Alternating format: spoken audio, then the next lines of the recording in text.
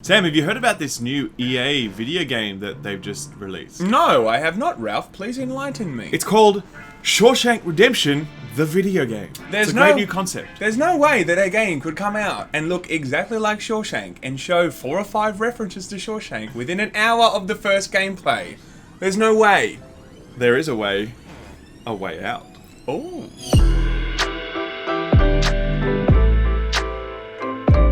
How much cringe do you think our audience can handle before they eventually start disliking the video? I don't know. We just thought we'd give you like a Robert De Niro acting intro, everybody. I know you loved it. It was fantastic. Al Pacino, Scent of a Woman. You talking to me? What doesn't kill you make you stranger. Incredible. Hello everyone, welcome back. We are here talking about film today. That's actually a neat segue. This is now a film review channel. Yes. We're going to be reviewing the latest film from EA. It's the Shawshank Redemption 2, which they've just released. No, in all seriousness though, it's a way out. We have been quite excited for this one for a while. Super excited. Since the legend himself, Joseph Fares, has started blessed speaking about us with his his game. presence, Correct. really. At E3 last year, saw it, looked amazing in terms of his passion, his excitement. We saw gameplay clips as well, we thought it looked pretty cool. And then obviously there was his fantastic moment at the Video Game Awards. Yes. Fuck the Oscars, you know? Fuck the Oscars! Fuck you! Basically, all of the marketing budget, I feel, for this game has been removed. Because EA 100%. EA looked at that moment and they think, there's no way we can top that. No way we need to promote this game on top of that. But like, Done. it's better than any other ad. Like, like in future, instead of Coke having people like cute girls running on the beach. Fuck the Oscars, you know? Fuck the Oscars!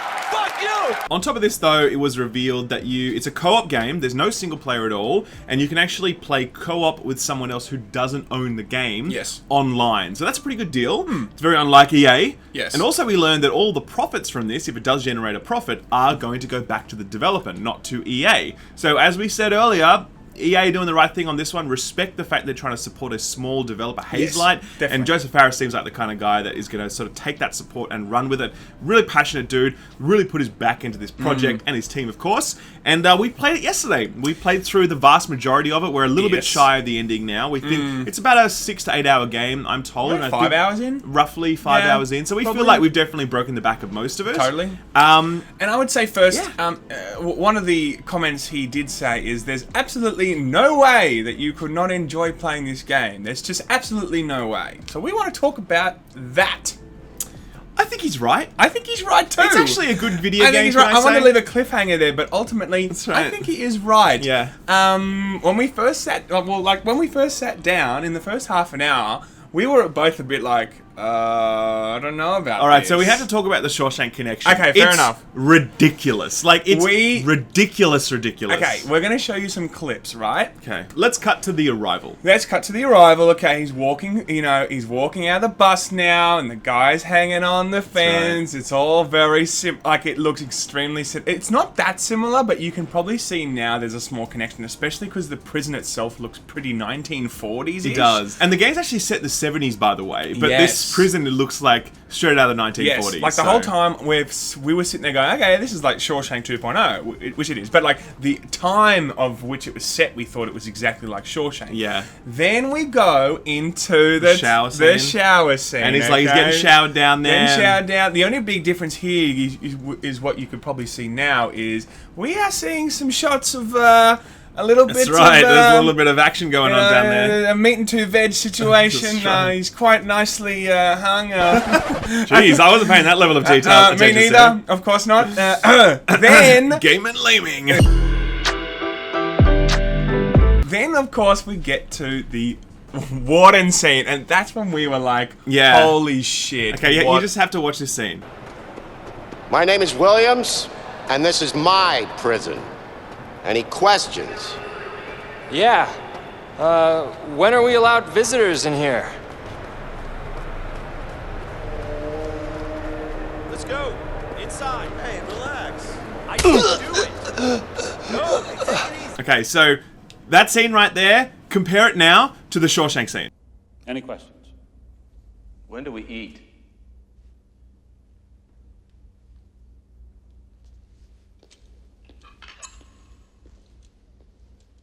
You eat when we say you eat. You shit when we say you shit, and you piss when we say you piss. You got that, you maggot dick motherfucker? I can do it. Now, I'm sorry, but it was unnecessary to go that far with your, like, Yeah. you know, at this point we were looking at each other like, do we just put a DVD of Yes. Shawshank into We're like- into the PlayStation instead of, like, an actual video game? 100%. Like, we were literally sitting there going, Oh, you have got to be kidding, sir. First, you think of an idea that has already been done, and then you give it a title that nobody could possibly like. Didn't you think this bestseller list for 18 months?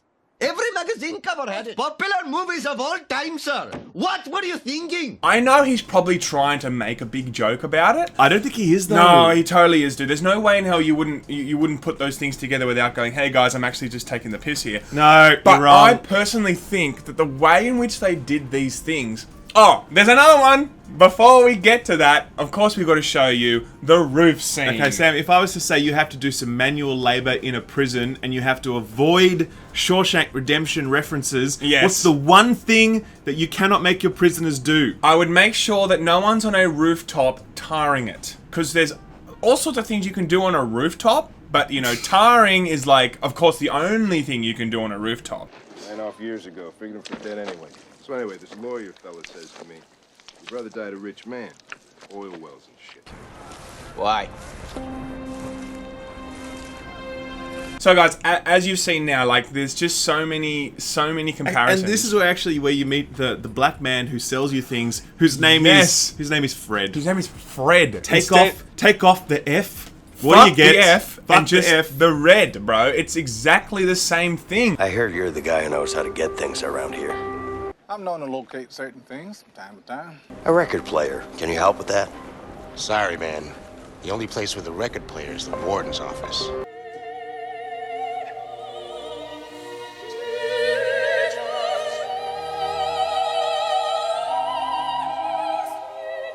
So Sam thinks this is all a joke, and that, like, you know, Joseph Faris is like, you know, it's a wink and a nod.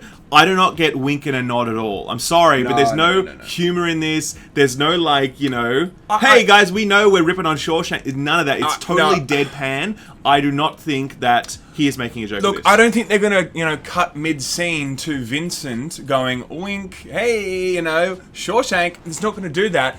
They had to do it in a certain way that, you know, of course came across in some sort of comical way, but they didn't execute that. No. It doesn't come across right. I don't think so. I think this Joseph Faris is literally thinking this is what a good prison setup is. I'm going to do this. Yeah, nothing to do with short. Nothing to do with I'm going to make fun of it. Nothing to do with I'm having a joke here. Otherwise, he'd say things like, "Hey, that roof tarring could be our redemption." Maybe he would, you know. But like, I personally thought it was a joke. He just didn't know how to get it across properly, in my opinion. Story of Sam's life. Yes, pretty much. But another thing is the story was another. It's pretty generic, I'd say. Like, so it's two dudes, they're escaping from jail, they've got some stuff they've got to take care of. Obviously, I haven't seen the ending, right? We've seen most of the game. I didn't feel fully invested in the story. I didn't think it was like a really fantastically well-written game. Yeah. I think a lot of the dialogue was quite wooden. But, like, it was still enjoyable enough. It just felt sort of a bit, okay. Like, don't get me wrong, I enjoyed the interactions, but I felt like it was very, yeah, it was very hollow, you know? Yeah, it felt hollow. Something missing. And Ralph, when we were playing yesterday, said something like, it's so true. It feels like a B-grade movie that no one's ever heard of, and it might be released on Netflix, and you watch it, you're like, oh, okay. It kind of felt like that, you know? Like, there's some games that come out, and you're like, wow, what a story. Beautifully narrated, you know, beautifully, like, you know, in terms of the facial, everything is just done in such a way that you feel like you are watching a cinematic masterpiece, right? Now, not every game's going to be a cinematic masterpiece, I know that, but this game feels like it's so narrative driven. It's so narrative driven, so you really want to feel like that is, like, really well done, and I felt like it just missed the mark. But I will say that the gameplay is enjoyable. It's not the most groundbreaking co-op you've ever played. If you've played something like Portal, you get a co-op Portal, you get a real sense of what it's like in this game, where certain people, one person needs to do something, and then the other person needs to do something else to make sure you can get past a puzzle. It's quite interesting at times. Like, one time we were underground in a sewer, and we had to use a flashlight to, like, you know, illuminate areas so that he could get past. Yeah. We had to, like, shuffle our way up a wall, and we needed to time our the button press to be able to do that. We needed to pass things between the bars. Look, in terms of, like, those sorts of mechanics, it was actually quite well done. I agree with that. I think in a lot of respects, it is a very enjoyable game, and it's a very relaxed game too. Like you can sit there and like we played 5 hours, and it didn't feel laboured. Like we weren't, oh my god, I'm so over this. No. It did feel very, it was just telling you a very a story, and I don't even think there was any health bars. Like I don't even think you could die. Like no, you just get spotted, or like in certain, you sort of fail certain conditions. There's no combat, by the way. There's like some quick time event punch up stuff. There's no firing of a gun, at least not in the first 5 hours of the game. It's not a combat game. It's a puzzle solving game. That's essentially it. Be in the laundry and get in the thing so we can sneak you past the thing so that you can pass me the thing. It's that. But even then, it's very light on the puzzle. Like it's very light on how hard it is to actually solve anything. Yeah. I feel like it's all very geared towards let's just get through these areas so we can keep telling you a story. And that's why I keep coming back to that point where if you're going to make a game like that, make sure that the narration and the story and everything is just really tight. And I felt like it was just lacking. And I also think it was on the slow burn. Like at the beginning, there's barely any story, no emotional connection. 5 hours in, we're starting to kind of get an understanding of their families. And I feel like 5 hours in, if this type of game is what you're going for in terms of what you're making, 5 hours in is far too long to wait to tell us what's really going on with your personal lives. In my opinion. So overall, I think that this is a pretty good game. If I was to score it, I'd give it a solid 7.5. It's a great co-op adventure in terms of, if you want to have a couch co-op experience with someone, go for it. It's only it's quite cheap as well. It's only $40. $40 Australian, which I'm going to guess is probably like 25 US, or maybe even 20 US. I don't know, in that ballpark. It's fun. Like it really is fun. It's just don't expect anything breakthrough like, oh my god, next level. It's just it's a good, solid, fun co-op game. I think there's a few things to take away. Number one, I think it's a one-time through playthrough. I don't think anyone's going to want to sit here again and play this game through. Not because it's necessarily bad, but it's like, you play through it, you experience it once, and then that's kind of it. Secondly, I think, I really want it to do well because I think it's a great opportunity for small developers to really kind of have their moment to shine.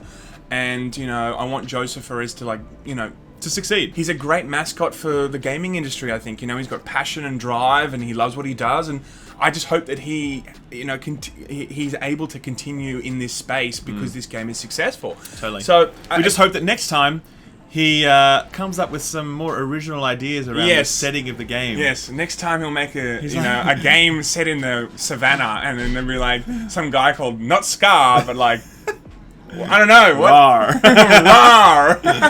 And then he kills his brother. Shit. And then the son grows up. Oh man, I've never heard that story before. Hamlet all over again. All over again.